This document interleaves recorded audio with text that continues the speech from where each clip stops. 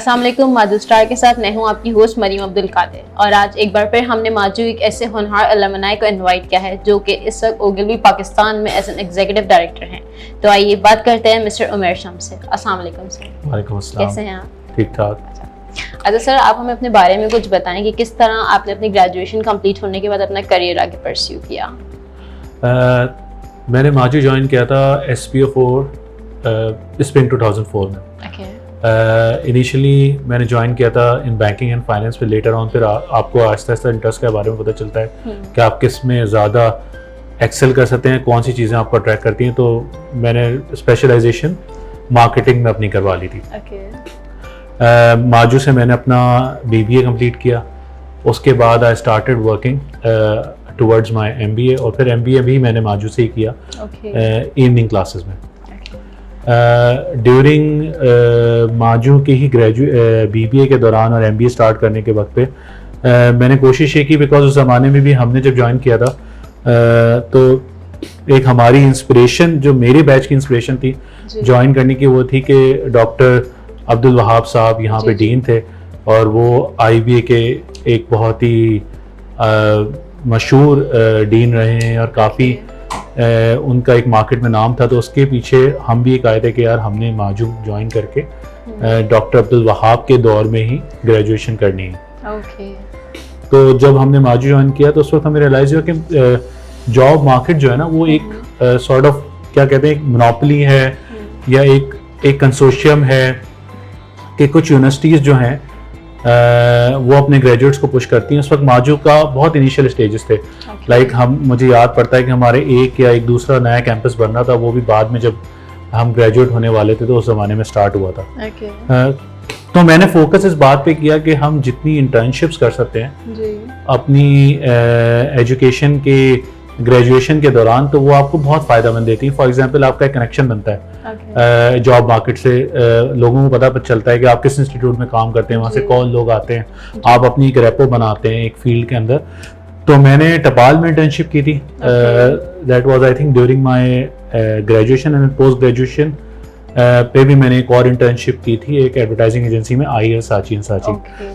That was the point कि जब मैं ऑलमोस्ट अपना MBA ख़त्म करने वाला था और मुझे एक फील्ड चूज करनी थी कि मैं कहाँ ज्वाइन करूँगा। जो मेरी लास्ट इंटर्नशिप थी वो IL साची में थी। That was the point of time कि मैंने डिसाइड किया यार I want to pursue my career in advertising. Advertising की फील्ड काफ़ी फास्ट पेस थी, मार्केटिंग की थी और एक वो होता है कि आप एक डाइवर्सिफिकेशन होती है वहाँ पे कि आपके पास बहुत सारे क्लाइंट्स होते हैं, आपके पास डिफरेंट किस्म के पोर्टफोलियोज होते हैं, you get to experience too many things in one role.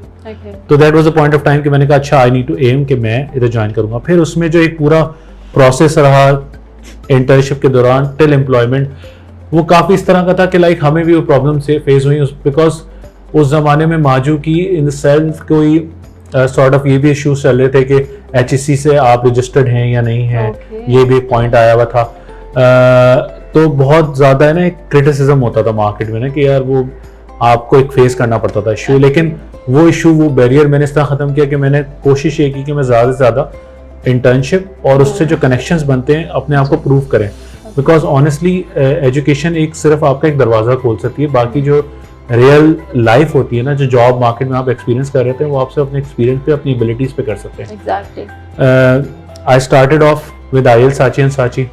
वहाँ पे मैंने काम किया कोई 5-6 साल डिफरेंट ब्रांड्स पे, डिफरेंट ब्रांड्स लॉन्च भी किए। I was part of Omore launch in Karachi and Lahore.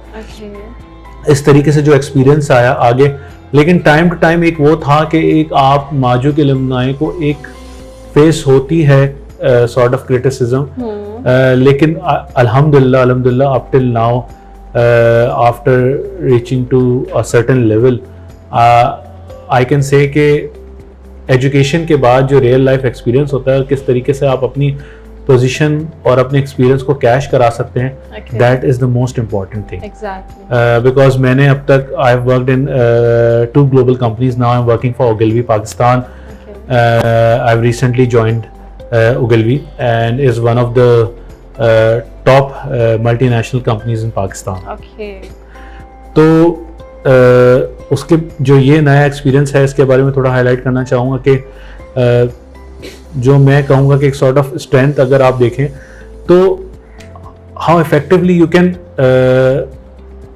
Cash on your environment, your abilities, people management आपकी कैसी हैं, how flexible are you, because इतने अरसे में जब हमने भी हायरिंग की है लोगों की तो हमने एक चीज़ एक्सपीरियंस किया है कि हायरिंग सिर्फ ग्रेजुएशन, डिग्री और स्किल सेट पे नहीं होती। हायरिंग इस बेसिस पे भी होती है कि आपकी पर्सनैलिटी क्या है, आप कितने फ्लेक्सिबल हैं।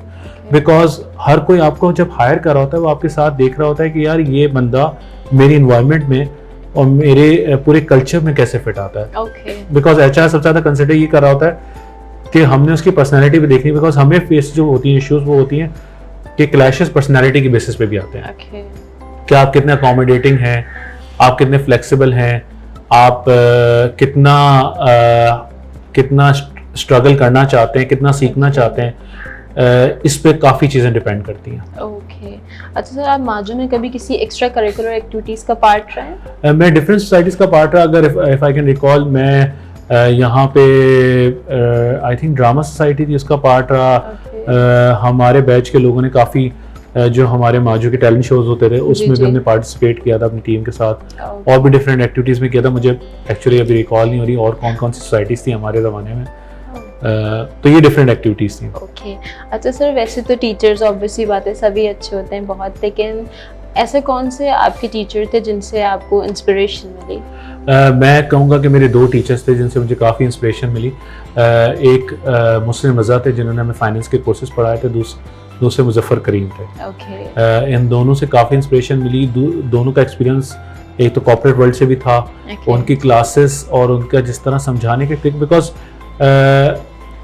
आई वुड से कि बुक से हट के जो भी टीचर आपको पुश करता है ना कि आप कुछ अपने तौर पे करें या रियल लाइफ एग्जांपल्स के साथ लेकर आएं या अपने पेपर्स या अपनी असेसमेंट को बेस करें ऑन रियल लाइफ एग्जांपल, वो सबसे मेन चीज़ होती है। बिकॉज देखें, हम भी ज़माने में ना सोचते थे कि यार रट्टा लगाएंगे तो हम पास हो जाएंगे, हमारा A आ जाएगा, B आ जाएगा, हम कोर्स क्लियर कर लेंगे, लेकिन वो कभी बेनिफिशियल नहीं होता। मार्केट नॉलेज आपकी कुछ भी नहीं होती है।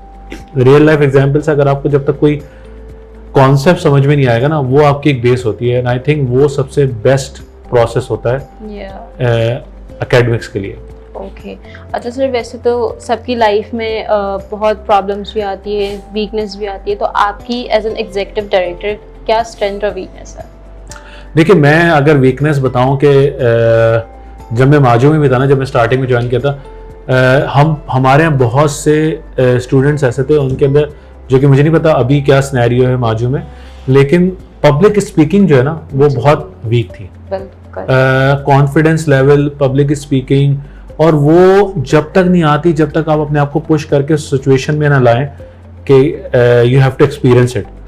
वो मैं बिलीव ये करता हूँ कि फेयर फैक्टर जो जिससे भी आपको सबसे ज्यादा फेयर फैक्टर आए ना, उसको आपने फर्स्ट ऑफ ऑल सबसे पहले उसको एड्रेस करना चाहिए। जितना आप उसको एक्सपीरियंस करेंगे ना, उतना आप उसमें मास्टर करेंगे। तो मैं कहूँगा ये 2 चीज़ें फेयर था यहाँ पे भी रहते हुए।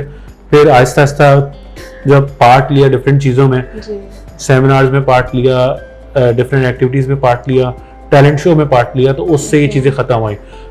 Even in the working experience में बिलीव ये करूँगा कि राइटिंग स्किल्स काफ़ी वीक थी इनिशियल स्टेजेस में। बिकॉज होता ये था कि आपने रिपोर्ट करना है, चीज़ें बनानी है, तो वो समझ में नहीं आती थी। तो उसको ख़त्म करने के लिए मैंने सबसे पहले काम किया कि अच्छा, अगर आपको वो कहते हैं ना कि आपको इस चीज़ से जान जाती है एंड आप उससे भागते हैं, तो आप उसको अगर एक्सपीरियंस करेंगे और बार बार उस चीज़ को करेंगे तो यू विल मास्टर दिस। तो मैंने भी उसी चीज़ पे फोकस किया, काफ़ी अरसे तक फोकस किया कि यार अगर मुझे ये समझ में नहीं आ रही चीज़ें, राइटिंग स्किल्स या रिपोर्ट राइटिंग में मसला होता है, तो I will definitely push myself again and again to do it more often. And that was a point of time कि आई स्टार्टेड मास्टरिंग इट, और वो मेरे लिए एक तरीके का बहुत आसान चीज़ बन गई, रादर देन जहाँ पे मैं उसमें काफ़ी टाइम लगाता था, काफ़ी एनर्जी लगाता था। Now it's like piece of cake कि आप कुछ मिनट्स में से डील कर लेते हैं। ओके, अच्छा sir, as an executive director आप अपने सबऑर्डिनेट्स को किस तरह से मैनेज करते हैं, उनकी प्रॉब्लम्स वगैरह को? देखिए, मैंने जब अपनी प्रोफेशनल करियर में स्टार्ट किया था, मैंने भी डिफरेंट लोगों के साथ काम किया था, मेरे भी बॉसेस थे। मैंने एक चीज़ एक्सपीरियंस किया कि आपने अपने सबऑर्डिनेट्स को चांस देना चाहिए कि वो शाइन करें। जी। बिकॉज एक लीडर की ट्रू क्वालिटीज़ ये होती हैं कि वो अपने सबऑर्डिनेट के साथ एक तरीके से उन्हें पुश करें कि वो अपनी लिमिट्स को पुश करें और जाएं, बिकॉज उन्हें इतनी अपॉर्चुनिटी मिलनी चाहिए कि वो खुद से कुछ करें रादर देन आप डिक्टेट करें। बिकॉज माइक्रो मैनेज अगर आप अपनी रिसोर्सेज को करेंगे ना तो वो कभी भी ग्रो नहीं कर सकते। मैंने यही एक्सपीरियंस किया कि जब तक आप उन्हें माइक्रो मैनेज करते रहेंगे they will be totally dependent on you. जब आप उन्हें पूरा लेवरेज देंगे कि मैंने उन्हें पुश कर दिया, this is the ocean, swim your way out, so this is how they will going to learn. And ये this is how I deal with my subordinates के बिकॉज उन्हें अपने ऊपर इतना कॉन्फिडेंस आएगा कि वो नेक्स्ट रोल के लिए तैयार हो सकेंगे। बिकॉज अगर मैं अपने सबऑर्डिनेट्स को अपनी पोजीशन के लिए तैयार नहीं कर सकता ना तो फिर कोई फायदा नहीं है मेरे इस रोल में होने का। एग्जैक्टली सही। अच्छा सर, आपके मुताबिक ऐसी कौन सी वैल्यूज हैं जो प्रायोरिटाइज करती हैं एक एग्जीक्यूटिव डायरेक्टर को करनी चाहिए? देखिए, if I am talking about my own field of advertising, it's mainly relationship management और पीपल्स मैनेजमेंट। आपकी फ्लेक्सिबिलिटी हो आपकी पर्सनालिटी में, आपको डिफरेंट सिचुएशन से डील करना आता हो। बहुत सी ऐसी सिचुएशंस होती हैं कि जो हीटेड आर्गुमेंट्स हो जाते हैं, कॉन्फ्लिक्ट होते हैं ओपिनियंस के।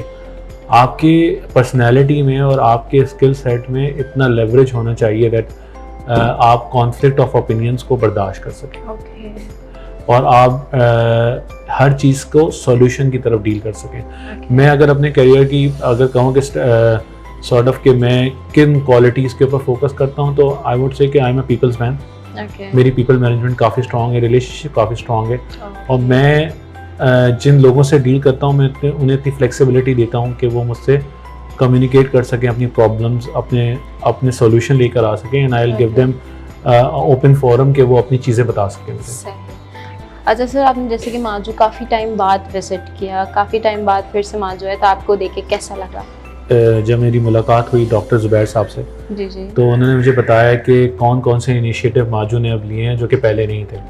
बिकॉज हमारे ज़माने में काफ़ी एक सॉर्ट ऑफ वो होता है कि एजुकेशनल इंस्टीट्यूशन की एक मार्केटिंग भी होती है जिसमें कॉर्पोरेट्स को पता चलता है कि ये इंस्टीट्यूट है, यहाँ पे क्या क्या ऑफर किया जा रहा है, कौन कौन से प्रोग्राम्स हैं, क्या क्या फैसिलिटीज़ हैं। वो हमारे ज़माने में बहुत लिमिटेड थी।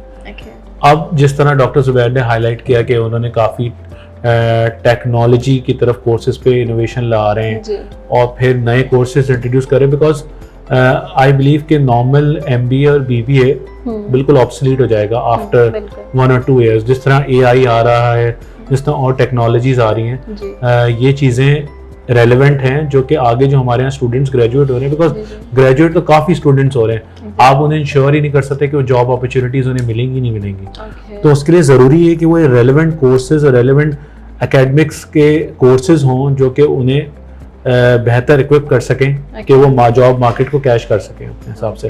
तो आई बिलीव कि अभी जो रिसेंट प्रोग्राम्स लॉन्च किए हैं आप लोगों ने वो काफ़ी इंटरेस्टिंग हैं। जिस तरह ज़ुबैर साहब ने बताया कि कुछ ऐसे भी प्रोग्राम्स हैं जिसमें जो सिर्फ माजू ऑफर कर रहा है और लाहौर में एक और इंस्टीट्यूट ऑफर कर रहा है। तो आई वाज सरप्राइज टू सी कि इतनी ज़्यादा चीज़ें पे हम अप टू डेट चल रहे हैं एंड आई थिंक ये आगे जाके बहुत फ्रूटफुल होगा हमारे लिए। अच्छा सर, एट लास्ट आप फ्रेश ग्रेजुएट्स को क्या एडवाइस या सजेशन देना चाहेंगे to be successful in professional life? देखिए, मैं उन्हें एडवाइस करना चाहूँगा बिकॉज नॉर्मली मैं जिस तरह अभी सर से भी बात कर रहा था और हम डिफरेंट लोगों से डिस्कस कर रहे थे, तो माजू के एक स्टूडेंट के लिए एक दिमाग में फेयर होता है कि वो माजू से ग्रेजुएट हो रहा है, उसको जॉब मिलेगी या नहीं मिलेगी। बिल्कुल। उसको अपने आप पे बिलीव करना चाहिए। इट्स नॉट अबाउट इंस्टीट्यूट, आपकी अपनी क्वालिटीज़ क्या हैं, आप किस तरह कॉर्पोरेट वर्ल्ड में अपने लाइन मैनेजर्स को इम्प्रेस कर सकते हैं, ये सबसे ज़्यादा इम्पॉर्टेंट चीज़ है। Because me like I am having experience of around 14 to 15 years up till now in advertising। मैंने ऐसे लोगों को देखा है कि जो डिफरेंट बड़े बड़े इंस्टीट्यूट से आते हैं लेकिन उनकी इंटरपर्सनल स्किल्स, उनकी स्किल सेट इतनी शार्प नहीं होती। आप जिस भी यूनिवर्सिटी से आए, अगर आपके अंदर वो डेडिकेशन, वो स्टेमिना और वो पैशन है सीखने का, तो then you can grow, then you can conquer anything. It's not about institute. आपने अपनी क्वालिटी पे फोकस करना चाहिए। इंस्टीट्यूट में तो बहुत से लोग आते हैं जो कि जिन्हें कुछ नहीं आता होता और वो सीख रहे होते हैं, लेकिन अगर आप अपने ऊपर बिलीव करते हैं ना तो आप कुछ भी कॉन्कर कर सकते हैं। Exactly exactly. Thank you so much sir for coming, आपने अपना कीमती वक्त हमें दिया। Thank you so much. Thank you so much. तो इसी के साथ हमारा आज का एपिसोड हम यहीं पर इख्तिताम पसीर करेंगे। अगले एपिसोड में एक नए माजूल अलमनाई का इनवाइट करेंगे। तब तक के लिए अल्लाह हाफ़िज़।